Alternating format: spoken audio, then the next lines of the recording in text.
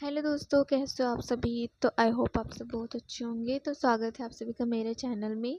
और आज का जो हमारा टॉपिक है वो है कि हड़प्पा सभ्यता का शासक कौन था और इसका पतन कैसे हुआ था।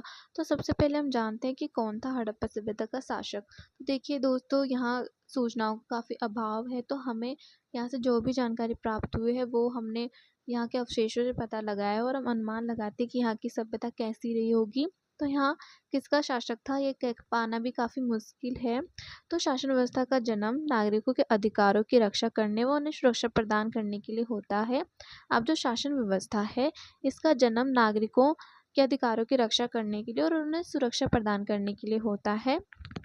सूचना के अभाव में यह नहीं कह सकते कि हड़प्पा की शासन व्यवस्था संघात्मक थी या एकात्मक।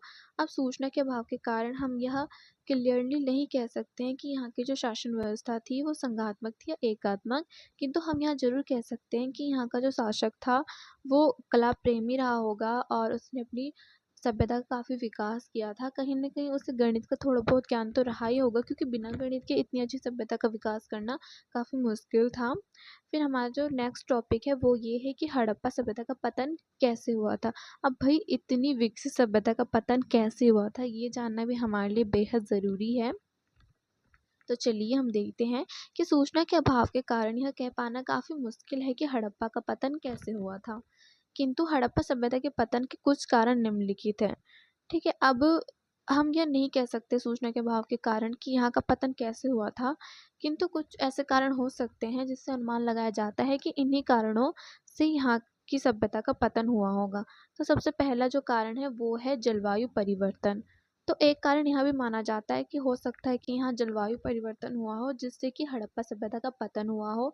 दूसरा कारण यह भी माना जाता है कि वनों की कटाई। अब इतिहासकार ये मानते हैं कि हो सकता है कि वनों की कटाई के कारण यहाँ का पतन हो गया हो। और एक कारण ये हो सकता है नदियों का सूखना।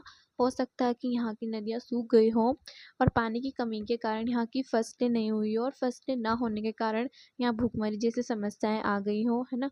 और भूमि का अत्यधिक उपयोग भी इसके पतन का एक कारण हो सकता है, या फिर अत्यधिक वर्षा या युद्ध भी इसका कारण हो सकता है। हो सकता है कि यहाँ इतनी ज़्यादा वर्षा हुई हो कि यहाँ की फसलें खराब हो गई हों, बहुत सारी बीमारियों ने इन्हें जकड़ लिया हो, या फिर युद्ध भी एक कारण हो सकता है कि दूसरे देश ने या फिर दूसरी सभ्यता ने यहाँ हमला कर दिया हो जिसकी वजह से इसका पतन हो गया हो।